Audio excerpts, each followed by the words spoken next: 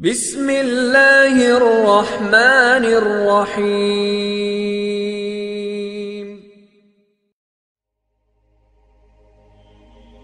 इस्लामी अकायद में शैतान या इब्लीस एक ऐसा मौजूद है जिसका मकसद इंसानों को अल्लाह की हिदायत से मुनहरफ करना और उन्हें गुमराह करना है। इब्लीस को अल्लाह ताला ने जन्नत से निकाल दिया था और उसे ज़मीन पर इंसानों को बहकाने के लिए छोड़ दिया। ताहम उसके दफन होने और कब्र के हवाले से कोई वाज़ेह वज़ाहत कुरान और हदीस में नहीं मिलती। इस मज़मून में हम इस सवाल का तफसीली जायज़ा लेंगे कि आखिरकार शैतान को कौन दफन करेगा और क्या उसकी कब्र है। नंबर 1, इब्लीस की हकीकत। इब्लीस, जो कि शैतान के नाम से मशहूर है, एक जिन था जिसे अल्लाह ताला ने अपनी कुदरत और इल्म से जन्नत में रहने की इजाज़त दी थी। जब अल्लाह ताला ने हज़रत आदम अलैहिस्सलाम को अपनी खलकत के बाद जन्नत में बसाया तो इब्लीस ने हज़रत आदम को सजदा करने से इनकार किया और अपनी तकब्बुर की वजह से अल्लाह की सज़ा का मुस्तहिक़ करार पाया। अल्लाह ताला ने उसे जन्नत से निकाल कर ज़मीन पर भेज दिया और उसे इंसानों को बहकाने का इख्तियार दे दिया। इब्लीस का ये इनकार दरअसल उसकी हकीकत को ज़ाहिर करता है। वो मखलूक में सबसे पहले और सबसे बड़ा मगरूर था जिसने अल्लाह के हुक्म को नहीं माना।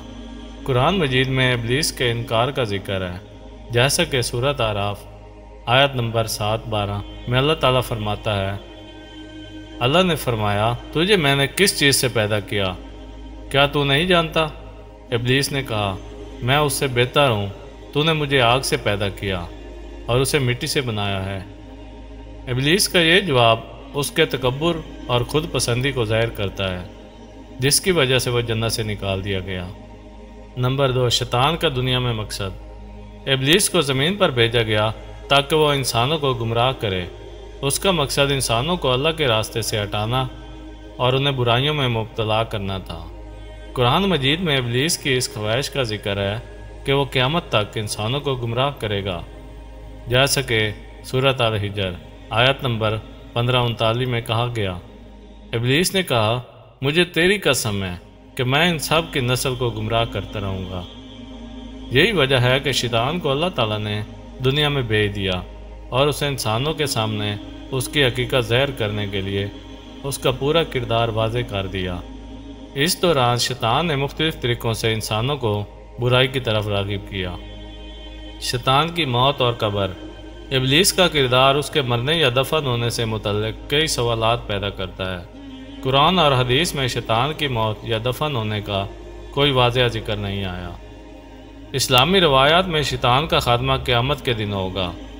क़यामत के दिन जब अल्लाह ताला तमाम मखलूक़ात का हिसाब लेगा तो इब्लीस को और उसके पैरोकारों को जहन्नम में डाल दिया जाएगा। सूरत स्वाब 38-66 में अल्लाह ताला फरमाता है, जवाब में अल्लाह ताला ने फरमाया, कहो तुम दोनों यहाँ से निकल जाओ, तुम एक दूसरे के दुश्मन हो और तुम्हारे लिए ज़मीन में ठहरने का कोई हक़ नहीं, लेकिन जो शख्स ईमान लाएगा उसके लिए रहमत का वादा है। इब्लीस और उसके पैरोकारों का अंजाम शदीद अजाब होगा और क़यामत के दिन वो हमेशा के लिए जहन्नम में रहेंगे। उसके बाद इब्लीस का कोई जिस्म या कब्र नहीं होगी, क्योंकि उसकी रूह और जिस्म को हमेशा के लिए अजाब का सामना होगा। नंबर 4, इब्लीस की मौत के बारे में बाज़ रवायात। अगरचे कुरान और हदीस में शैतान की मौत का कोई जिक्र नहीं आया, मगर बाज़ गैर मुस्तंद रवायात में कहा गया है कि इब्लीस की मौत कुछ इस तरह होगी कि वो क़यामत के दिन अल्लाह की तरफ से तयशुदा अज़ाब का सामना करेगा। यह अज़ाब उसकी पूरी कौम यानी शैतानी क़ुव्वतों के लिए होगा। कुछ इस्लामी रवायात में यह भी जिक्र किया गया है कि इब्लीस को ज़मीन के किसी गहरे हिस्से में दफन किया जाएगा, लेकिन ये महज गैर मुस्तंद और ज़ईफ़ रवायात हैं जिनकी कोई बुनियाद कुरान या सही हदीस में नहीं मिलती।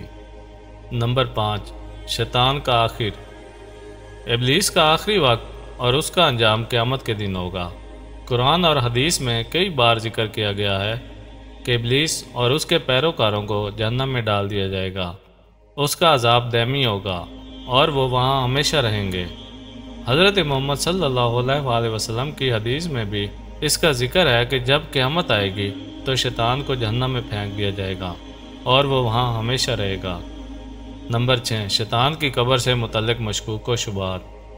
जहाँ तक सवाल है कि शैतान की कब्र कहाँ होगी या शैतान को कौन दफन करेगा, इसका कोई वाज़ेह जवाब इस्लामी मुतव्वन में नहीं मिलता। इस सवाल के बारे में बाज़ लोगों के ख्यालात हो सकते हैं, लेकिन कुरान और हदीस में ऐसी कोई बात नहीं कि इब्लीस का कोई जिस्म या कब्र हो। इस्लामी अकीदे के मुताबिक इब्लीस की हकीकत एक रूहानी और गैर मादी मौजूदगी की है और उसका जिस्म या दफन होने की कोई हकीकत नहीं। वो एक जिन है जिसे अल्लाह ने अपनी मुशय्यत से जन्नत से निकाला और दुनिया में भेजा ताकि वो इंसानों को गुमराह करे।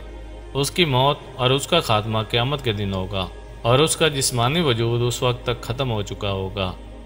नंबर 7, इख्तितामिया।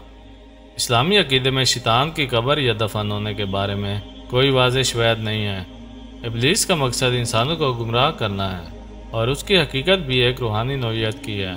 क़यामत के दिन जब अल्लाह ताला उसका हिसाब लेगा तो वह अपने पैरोकारों समेत हमेशा के लिए जहन्नम में डाल दिया जाएगा। उसके बाद शैतान का कोई जिस्मानी वजूद नहीं होगा और ना ही उसकी कब्र होगी।